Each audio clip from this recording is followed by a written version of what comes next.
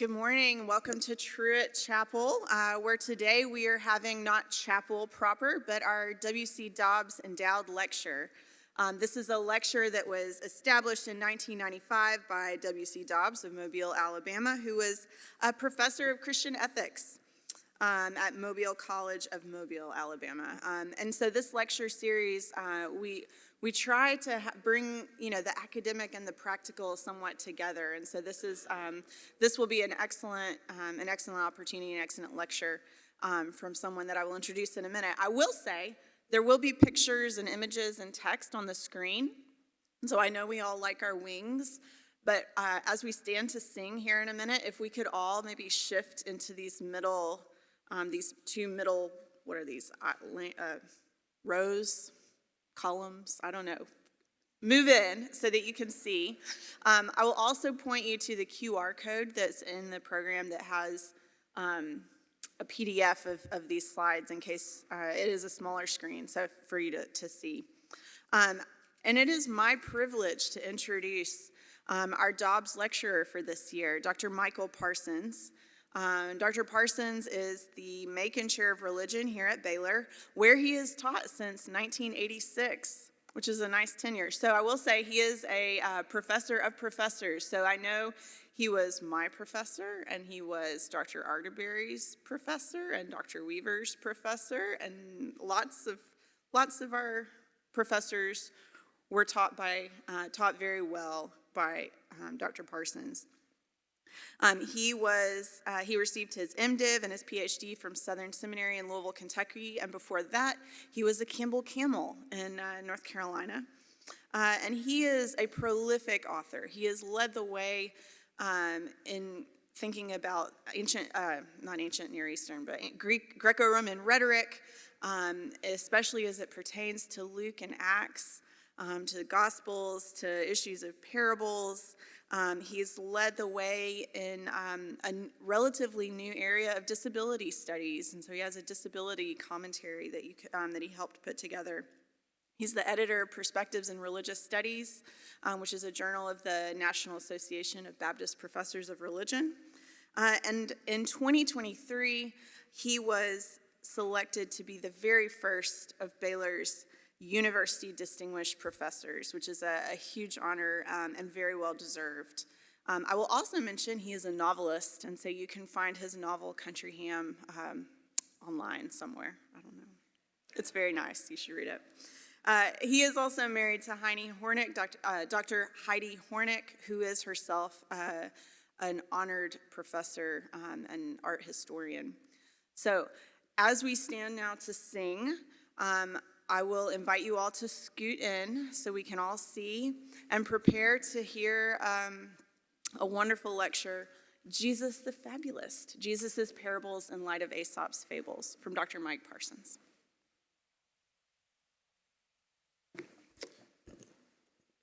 Our hymn this morning is from 341 in your hymnals, and I really wanted to do the classic Baptist first, second, and last, but I think we're going to throw in another verse in the middle there. So we will be doing verses 1, 2, 4, and 6. And just before we get there, please note that when you switch from the first stanza, or from the first section to the second, on the fourth verse, it's offering up every shore. So skip the third line. We're doing first, second, fourth, and sixth. So make sure that you get from 1, 2, 4 to 6.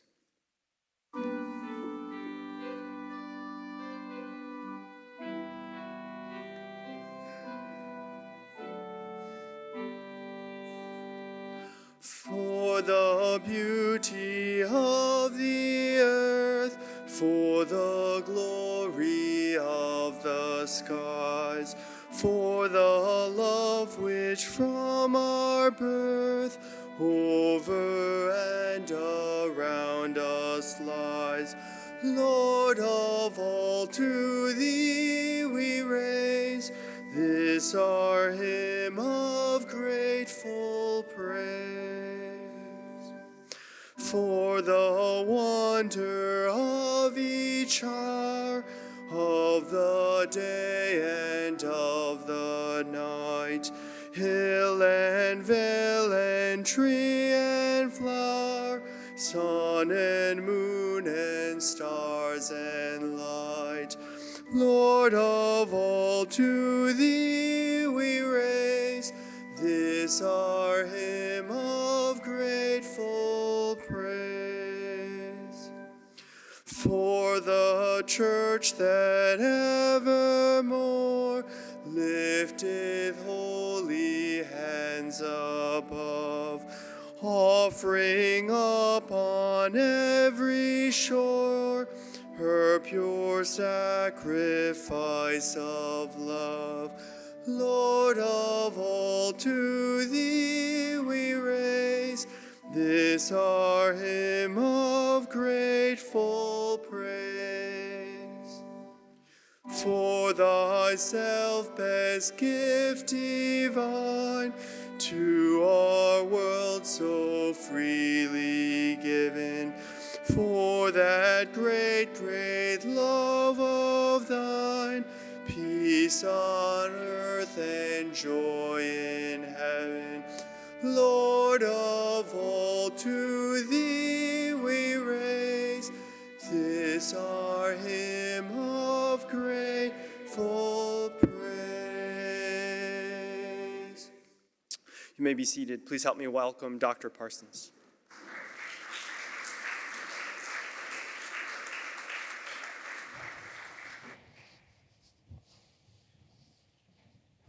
Thank you very much, and thank you for this honor to deliver the Dobbs lecture. I want to acknowledge Dean Still and the Truett faculty and students, the Truett Lectures Committee, first Kimlin Bender, who issued the invitation for me to give this lecture. Then he promptly went on research leave, I think, and put it in the hands of the able hands of Rebecca Poe Hayes. So thanks to that committee. Colleagues in the religion department, students and faculty, thanks for being here. It's a busy time of the semester, and I'm grateful for your presence. I have been here a long time. The rumor that I started teaching in Independence, however, is grossly overstated. The university had relocated to Waco by the time I joined the faculty. Jesus the Fabulist, Jesus' parables in light of Aesop's fables. The teachings of Jesus are central to the ethics, beliefs, and ethos of Christianity, past and present, and the parables of Jesus, his preferred mode of teaching, are considered the bedrock of the Christian tradition. Past scholarship has excavated the parables to reconstruct the teachings of Jesus, the historical Jesus, within his ancient Jewish context, often inadvertently denigrating Judaism in efforts to highlight the uniqueness of Jesus' teachings. More recent scholarship, building on the foundation of Eulicher, has turned attention to situating the parables in their larger Greco-Roman context, which of course includes the Jewish context of Jesus' teachings. So this talk is going to explore the connections between the parables attributed to Jesus in light of the fables attributed to Aesop, and especially those fables as they were used for instruction in ancient rhetorical schools. In a way, this is a kind of prolegomenon. I'm going to be talking a lot about the form of Jesus' parables in relationship to the form of Aesop's fables, under the assumption and conviction that if the medium isn't the message, it certainly shapes the message profoundly. So I need to start, though, with a couple of points about Jesus and Aesop. I'm not going to attempt to describe Jesus beyond saying he was an itinerant Jewish apocalyptic prophet proclaimed by his followers as the Messiah and the Son of God. This is an AI-generated image of Jesus in 2020 that looks a little different than the blue-eyed, blonde-haired Jesus that we're sometimes familiar with. This is a much more Middle Eastern Jesus. The origins of Aesop are shrouded in mystery and legend. The Aesop romance describes him as a 7th century slave with an undesirable physical appearance, even to the point of deformity, but as a gifted storyteller who was eventually, as a slave, given his freedom because he had the gift of storytelling. He is frequently associated with the Greek island of Samos, although some have argued that he was of African descent, as depicted visually in Fontana's painting here. Some scholars doubt his existence, though many now would agree with Nicholas Holtzberg's conclusion, quote, perhaps in the end there really is some historical truth behind the legendary fabulous Aesop who lived in bondage on Samos. Like Jesus, Aesop left no written record himself. The history of the collection and transmission of Aesop's fables in both verse, Phaedrus and Babrius, and prose, the Collectio Augustana, is a complicated one, and you can look at Nicholas Holtzberg's summary in the Ancient Fable. I probably need to acknowledge that what I'm doing would have been frowned upon by those in the history of parable research. The luminary from the mid-20th century, Joachim Jeremias, said, to force the parables of Jesus into the categories of Greek rhetoric is to impose upon them an alien law. Indeed, no progress was achieved along this line. That gives me some pause. 42 years ago, I was required to memorize the 10 canons that Jeremias proposed in the transmission of Jesus' parables to separate the redaction from the later evangelists from the historical Jesus. So I have great reverence for Professor Jeremias, but I plod on. More recently, Thomas Long has published a book on proclaiming the parables, in which he says, when Eulicher hit the fork in the road and decided to go down the literary and rhetorical path to understand Jesus' parables, the next century of parable scholarship followed after him. And because Long describes Eulicher's attempt as 3 sins, I don't think Long approved of that pursuit. Again, I have great reverence for Tom Long and his scholarship and his preaching, and it is with fear and trembling that I proceed. But I'm at the age where I proceed nonetheless. This work is based on previous work done with a former student, Mikeal Martin, who now teaches at Lubbock Christian University. And it builds on work that looks at ancient rhetoric in early Christian writings in light of ancient rhetoric. This comes out of a co-written piece with Mikeal Martin.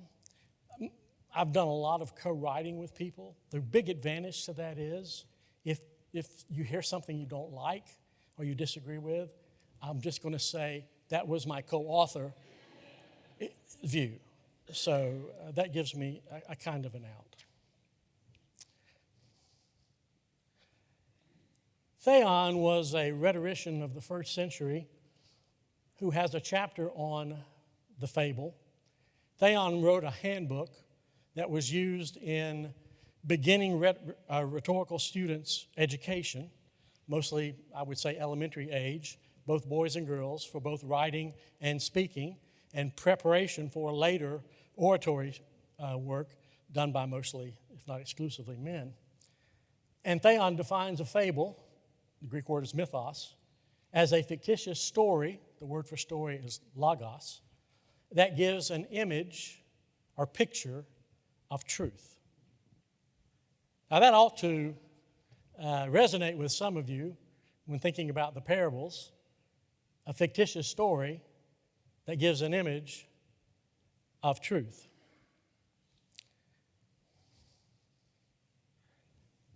So how do we compare parables and fables? I want to look briefly at content, more intentionally at form, and then a brief word about function. Babrius and Phaedrus are the ones who collected Aesop's fables in verse in the first century. Later, maybe in the second, maybe slightly later, they were collected in prose in what's called the Augustana collection. Again, as I mentioned, that's a very complicated history.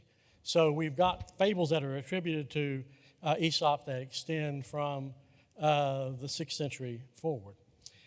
So let's take a look at the content. Another early rhetorician, whose name was Aphthonius, said this about fables. Some are rational, some are ethical, and some are mixed. They are rational when a human being is imagined as doing something, ethical when representing the character of irrational animals, and mixed when made up of both irrational and rational. Now, when I say Aesop's fables, most of us think of the animal fables. But we should know that 1/4, approximately 62 of the 270 fables that were collected by Babrius and Phaedrus, 1/4 of them, of the 270, record human and or divine characters. So they are not missing from this collection.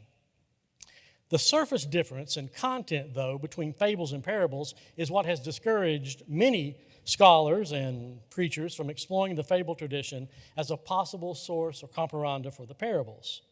And the differences are real and significant, and we're going to come back to those later. But they should not overshadow the potential similarities, not only in content, but especially in form. So that's what I want to look at now, is the form of the fable compared to the form of the parables and what that might tell us about how to interpret them.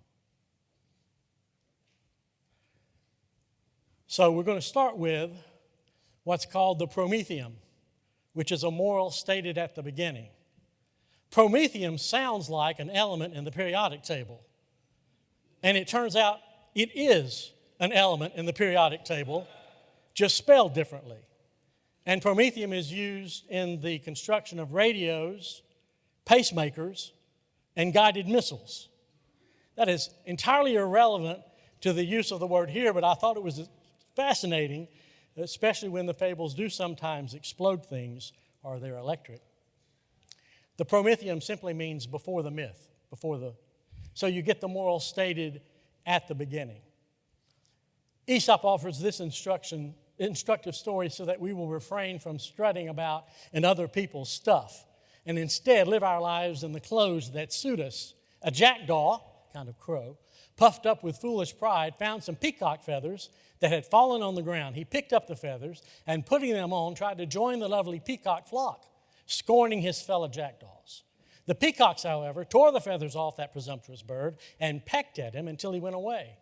After having been badly mauled by the peacocks, the jackdaw then sadly returned to his own folk, but he was cast out once again and suffered the pain of public humiliation.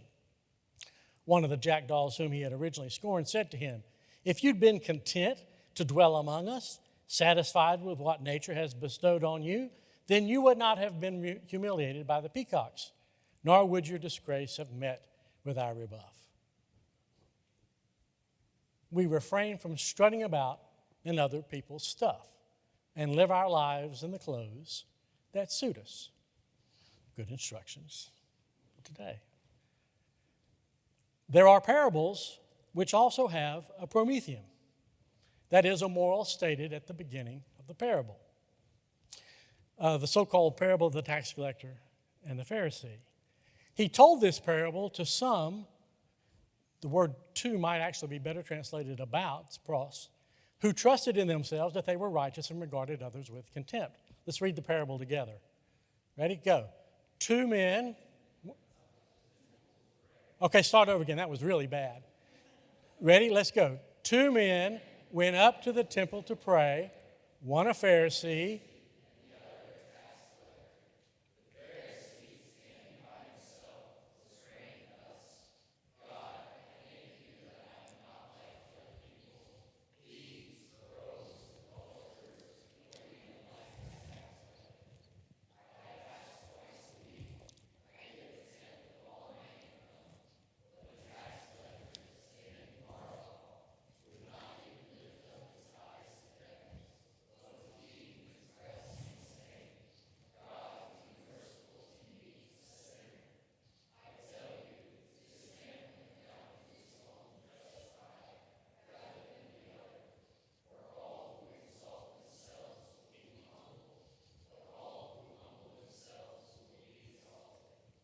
B+. We'll do better with the next one. So you can see how the promethium gives a moral that is then followed by the parable. How some people trusted in themselves that they were righteous and regarded others with contempt. Ben Perry, who translated the Loeb Classical Library edition of Babrius's and Phaedrus's fables, thinks that the Prometheum originally was used as a kind of marker at the top of a file. Just imagine an index card that this is about. So if an orator is looking for an illustration for a talk, you could find something about people who trusted in themselves in this case.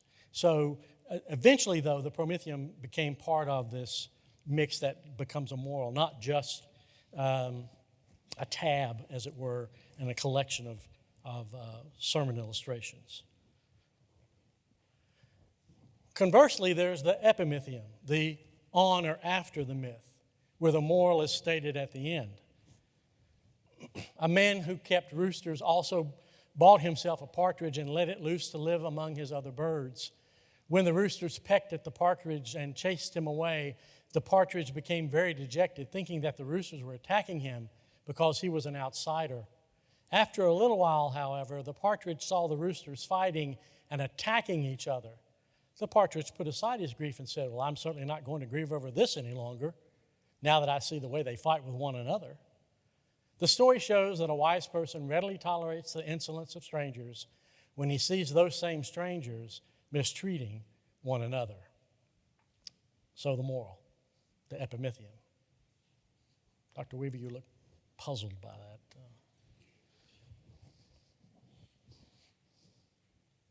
By the way, AI generated some of these images. I just typed in the fable and AI suggested this rooster, so I thought, okay, why not? I need to learn how to use AI, and that's about as far as I've gotten so far.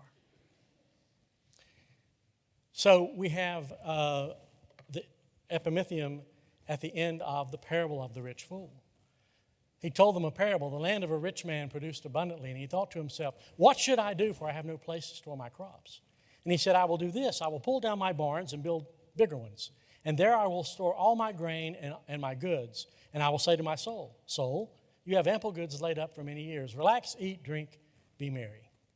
But God said to him, 'You fool, this very night your life is being demanded of you, and the things you have prepared, whose will they be?'" Epimethium.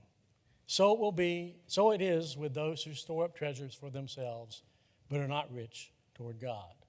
So we have a moral stated at the end. Very fable-like.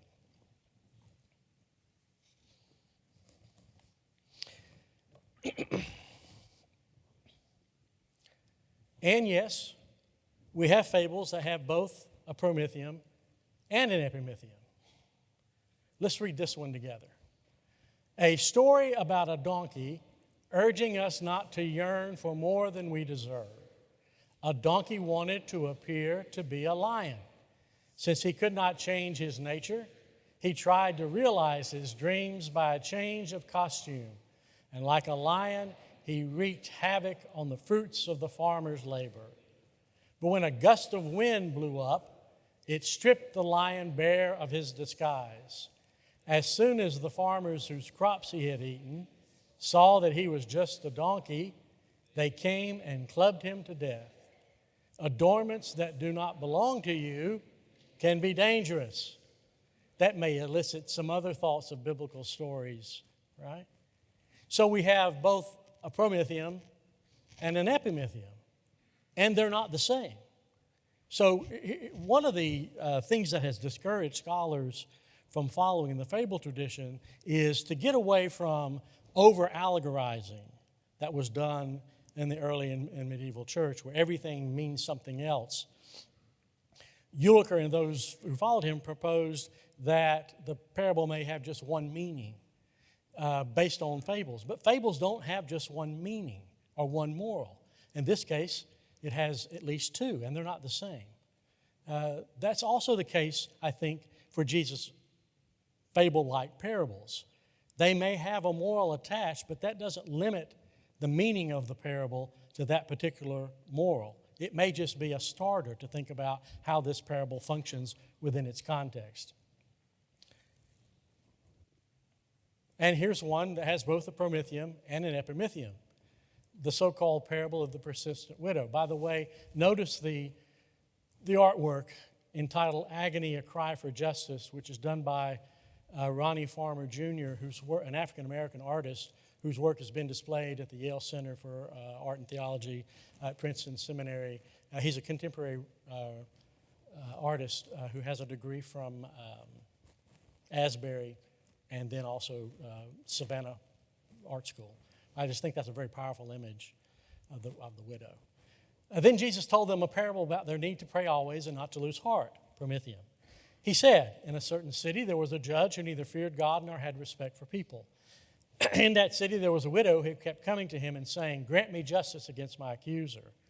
For a while he refused, but later he said to himself, "Though I have no fear of God and no respect for anyone, yet because this widow keeps bothering me," or boxing his ears, "I will grant her justice so she will not wear me out by her continually coming." And the Lord said, "Listen to what the unjust says." Now look, here's an epimethium that has not just one moral, but perhaps two, and if not three. Will God not grant justice to his chosen ones who cry to him day and night? That seems to echo the theodicy language of the Old Testament. Will he delay long in helping them? Or, I tell you, he will quickly grant justice. And here's another moral. When the Son of Man comes, will he find faith on earth? So now we've got a promethium, an epimethium, with several different strands, as it were, that could inform our understanding of the parable of the persistent widow. And as I suggested, a fable can have multiple morals attached to it, perhaps by the same author, or in a sequence of layers. So let's read this one together. By the way, I have people read my classes because it keeps them awake. And if you're not awake, when you hear the voices beside you, it will stir you from your stupor. A thief lit his lamp at the altar.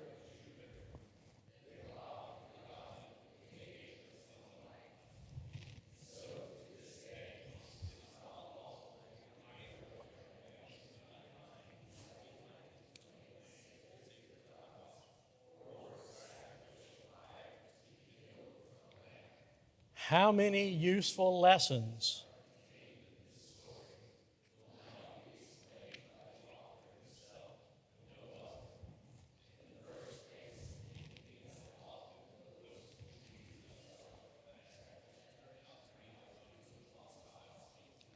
Secondly, it shows that crimes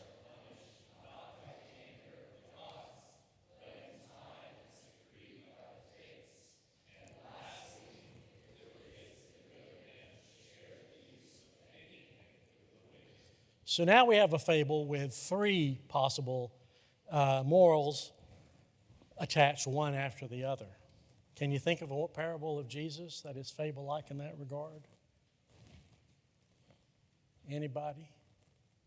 Extra credit? You're going to be disappointed that you didn't say when you see this. The shrewd steward. The ending of the story of the dishonest or shrewd, or however you want to characterize the steward, has puzzled interpreters for millennia because it has one interpretation after the other, after the other, after the other. But that's not out of keeping with what we know fables could do. For the children, so you know the story of the shrewd steward, right? For the children of this age are more shrewd in dealing with their own generation than they are the children of light. That's one. I tell you, make friends for yourselves by means of dishonest wealth, so that when it is gone, they may welcome you into eternal homes. That may be two. Whoever is faithful in a little is faithful also in much. Whoever is dishonest in a very little is dishonest in much. If you then have not been faithful with the dishonest wealth, who will entrust to you the riches? And if you've not been faithful with what belongs to another, who will give you what is your own? That's three. No slave can serve two masters, for a slave will either hate the one and love the other, or be devoted to one and despise the other. You cannot serve God and wealth. Envelops back up to the beginning. Oftentimes when you read commentaries, these morals are viewed as secondary. Jesus couldn't have meant all of these different things, right? We're going to come back to the canonical presentation of Jesus and the historical Jesus. But this is a clear example where a single parable, has been given multiple meanings. And the preacher could choose any one of these fruitfully, probably, and pursue it, though it would be difficult in less than an hour sermon, Reverend West, to do all of them. But you probably could. I have faith in you. How many of you have had taken Greek?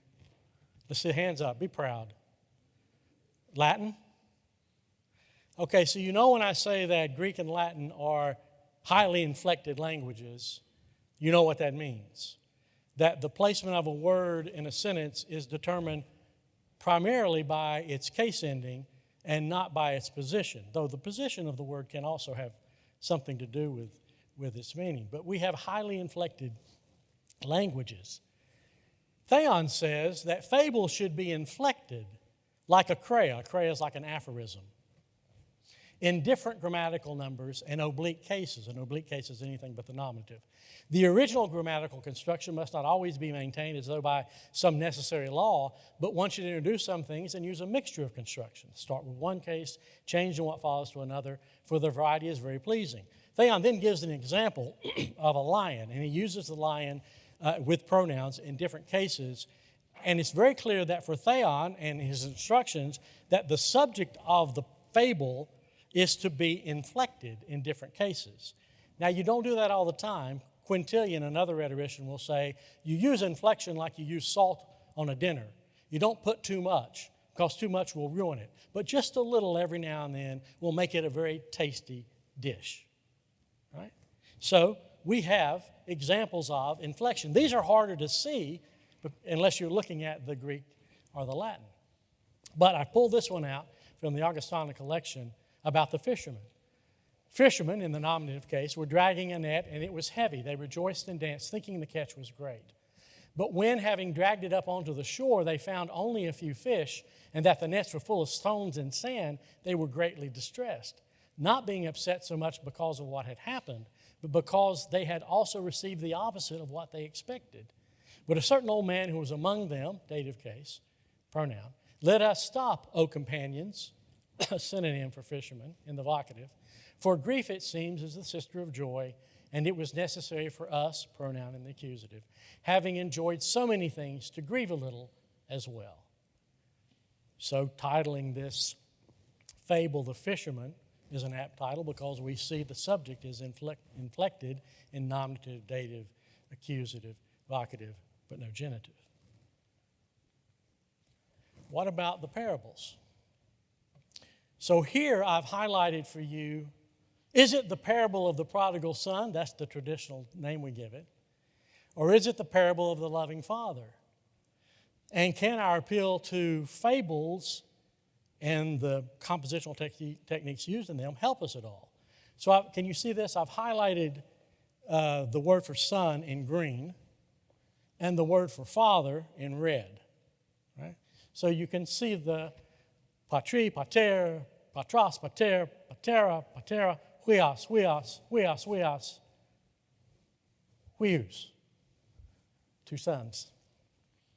Now, English speakers would think the subject of a story is probably going to be found in the nominative case, because that would make it the subject of all the verbs. That just stands to reason. In fact, Richard Burridge, in his work on the genre of the Gospels, has appealed to the fact that Jesus is the subject of most of the verbs to indicate that this is probably a bios or a biography. Well, if we take into account what Theon has said, well, sure, huios, the word for son, occurs 8 times, and 7 of those are in the nominative case. So you could make a case, sorry for the pun, that son is the subject or the most central feature of the parable. But when we look at pater, father, we see that it's in the nominative case 4 times, genitive case 1 time, dative case 2 times, accusative case 2 times, and the vocative 3 times. It hits all the cases. So you can't draw the conclusion based on the grammar alone, but certainly the grammar would add weight to those like Helmut Tillicke and others who have argued that the parable of the prodigal son is really about the parable of the father. Fable literature helps us in that, I think.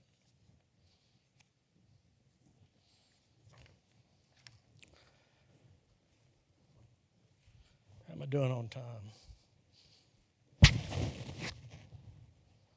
Oh, God, we got plenty of time. I got them till what, 12:30? Paraphrase as an expansion or a compression. Paraphrasis consists of changing the form of expression while keeping the thoughts. So you can change a fable by varying the syntax, by adding, by subtracting, or by substituting. Syntactical paraphrase, we keep the same words but transpose the parts, which offers numerous possibilities.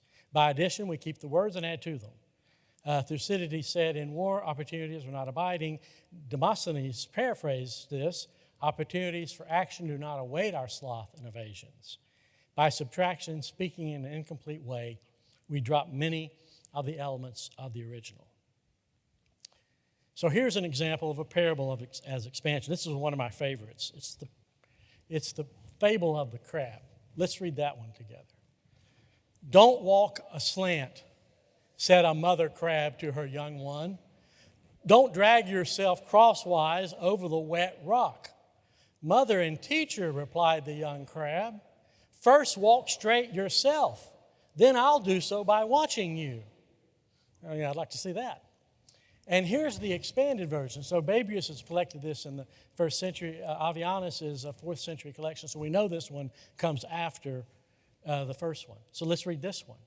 While a crab was walking backwards and tracing its crooked way, it banged its scaly back in the rocky pools. Its mother, eager to go forward with step unhindered, is said to have delivered a warning to it in such words as these. Don't go zigzag and choose those crooked ways, my child, and don't seek to move backwards and slantwise on your feet. Step out vigorously with straightforward effort and plant your footsteps safely in the onward path.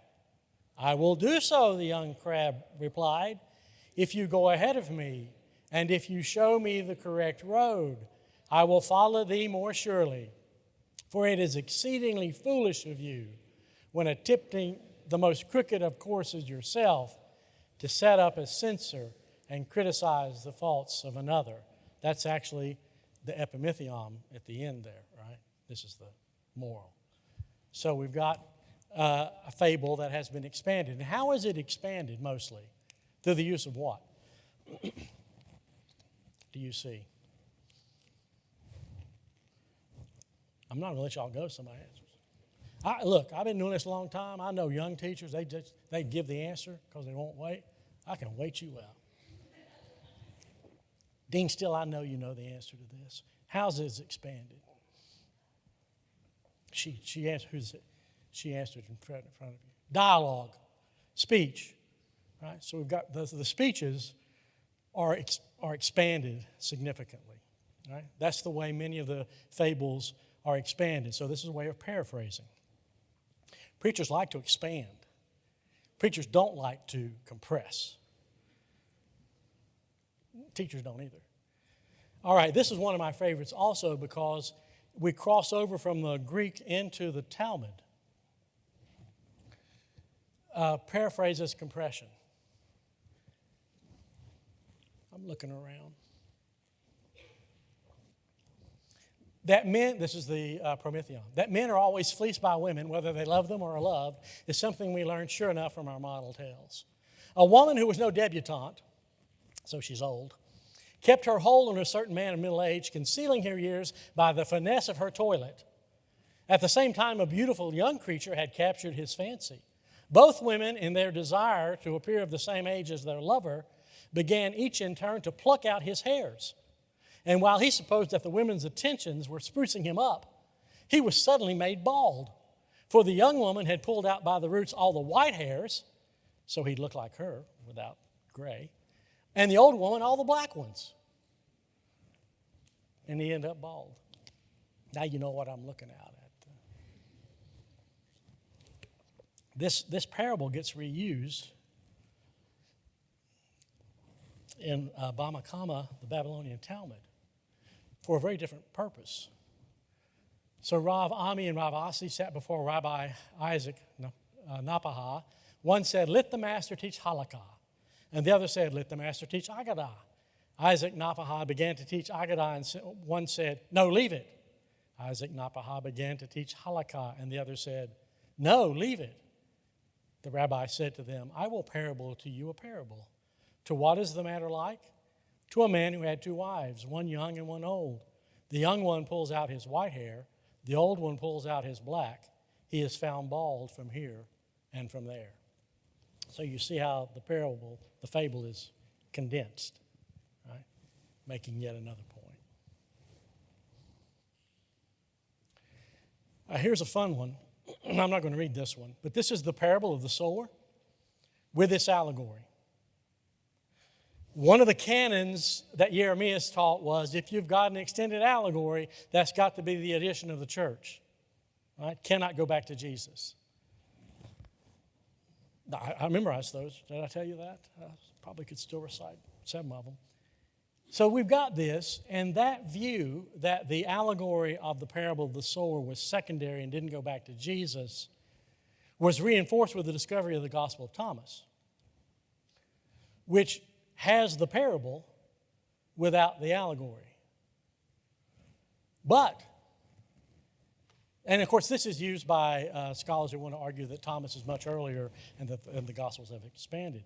But if fables can expand and compress, we can't really know which direction the influence goes, because the Gospel of Thomas could easily have compressed the parable, eliminating the allegory, for whatever motives or reasons or theological tendencies might present itself in the Gospel of Thomas. You see, I'm kind of screwing around with the criteria used to reconstruct the historical Jesus. Well, yeah. I don't know which way it goes. I tend to think that this probably is a compression of a longer parable for whatever purposes that. Okay, I'm moving into the home stretch now. Conclusions.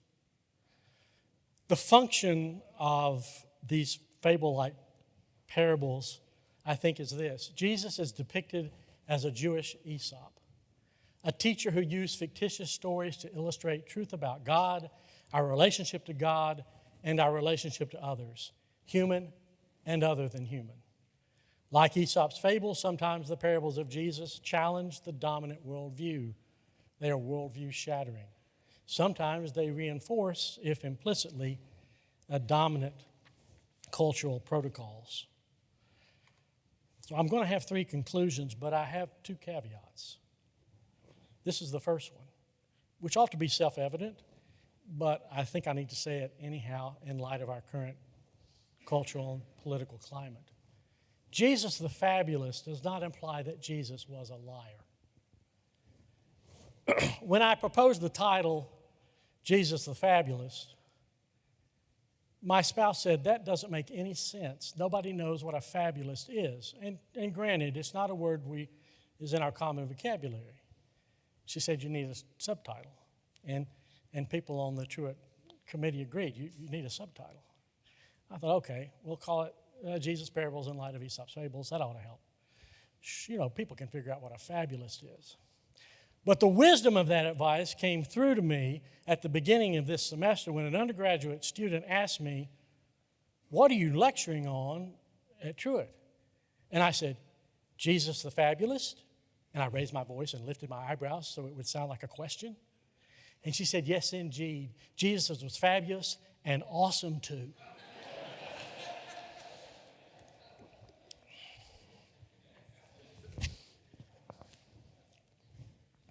I've been working with the definition of fabulous as one who tells or invents fables or fictitious stories. So calling Jesus a fabulous is to claim God's agent, Jesus, used fiction to express the deepest truths.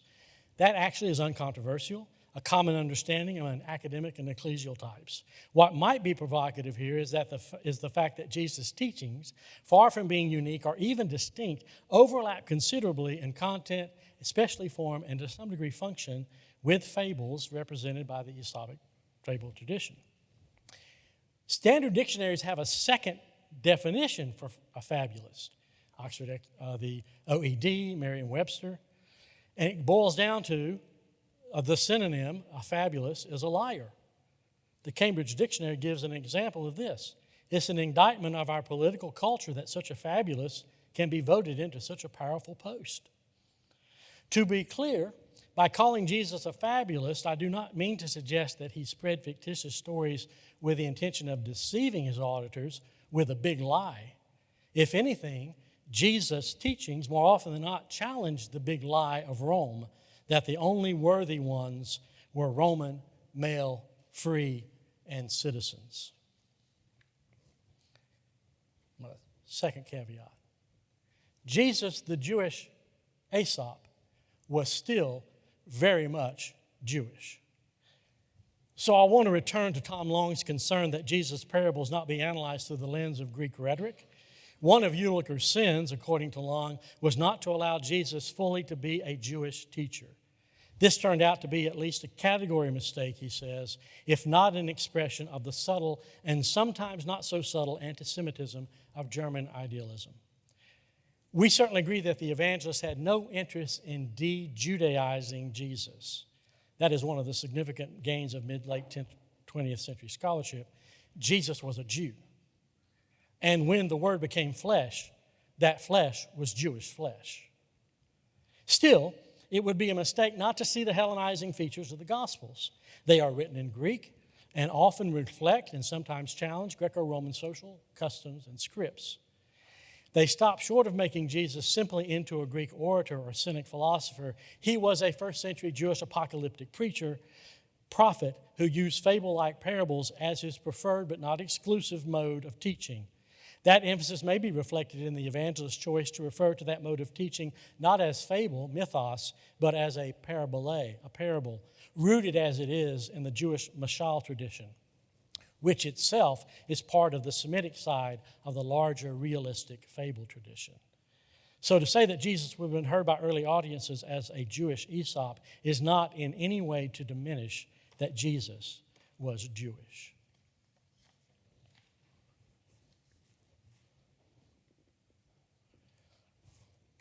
So now let me just say a word about my conclusions. Many of the criteria used to reconstruct the teachings of the historical Jesus are called into question by comparing the compositional techniques of parables with fables. Older scholarship presumed that the original form of the historical Jesus parables had no introductory or concluding morals, were missing narrative context, and were allegory-free.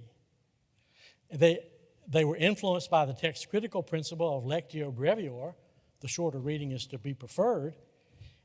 So expansions of parables by way of morals or interpretation were consistently viewed as secondary additions. In other words, anything that looked like a Greek fable was the suspect. From the Jesus Seminar of the 1980s to the work of the Catholic priest John Meyer, these historical critical criteria produce very little material that can be reliably traced back to Jesus. Comparative work on the parables and fables calls into question many of the criteria used to separate authentic Jesus material from later redaction. That's the negative conclusion. And it affects how we read the parables. A.J. Levine, one of the most creative and insightful interpreters of parables among contemporary scholars, insists, along the lines of parables among contemporary scholars, insists that reading the parables should be removed from their narrative context. In his review of her work, Luke Timothy Johnson makes convincing counter-arguments as to, one, the difficulties, if not impossibility, of separating the evangelist's redaction from the ipsissima vox of Jesus, but also that the reconstructed Jesus of scholars is not more Jewish than the Jesus presented in the Gospels. In fact, he argues, the parables in their gospel context are a better basis for conversation among Jews and Christians today. Just compare the non-canonical Gospels with the canonical Gospels to see their Jewishness and Jesus' embeddedness within that. Two more conclusions and we're done. The shared compositional techniques elaborated in this talk shed light on how to read or hear Jesus' parables. Here's where, if we had another hour, we could go into some of the parables in more depth beyond what we've done. But let me cite two possible routes or avenues. The practice of inflection might assist in evaluating the various roles of human and other than human characters. And rather than dismissing them out of hand as secondary accretions, the presence of morals at the beginning and end of many, but not all of Jesus' parables and Aesop's fables, some fables are simply have unstated morals, provide guides to some of the points being made by the parable. That does not mean the promethea and or epimethea are meant to limit the parables to a single meaning, but they do provide guardrails, as it were, within the canonical context. Finally, today is Earth Day, on which we acknowledge and celebrate human entanglement with and responsibility to the earth and all its life forms. The prominence of other than human characters, plants and animals, and Aesop's fables may help us reevaluate the role and significance of other than human characters, plants and animals, in so many of the parables. Go back and count, when you read a parable, how many animals and plants feature prominently in them. My mentor, Alan Culpepper, published last year a wonderful book called The People of the Parables. I think we need a follow-up on the plants and the animals of the parables as well. My colleague, Bruce Longenecker, who's sitting in the back as he usually does, has observed that we might well benefit from considering how the narrativized wisdom of Aesop and Jesus can be used to mutually reinforce a post-human agenda. In that regard, we might ask how the fable of the wolf and lamb, it's another one we haven't looked about, a story populated by animals, interfaces with the canon of the Nazarene parables, with the fable externalizing the conviction that the socially powerful always get what they want, no matter the cost or the injustice inflicted upon the less powerful. Jesus was a prophet like Moses, whose message was profoundly shaped by Jewish scriptures and tradition. But Jesus was also a fabulist like Aesop, which decisively shaped especially the form of his life-giving and transformative teachings which continue to inspire us and to which we continually aspire. Thank you.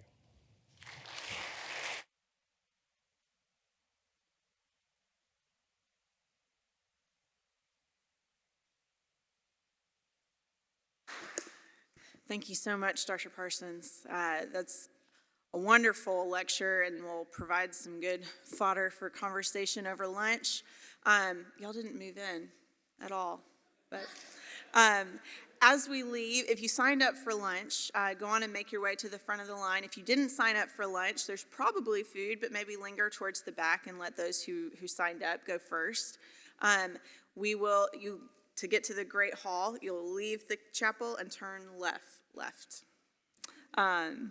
Thank you again, Dr. Parsons. Thanks again, and thank you all for being here. Go in peace.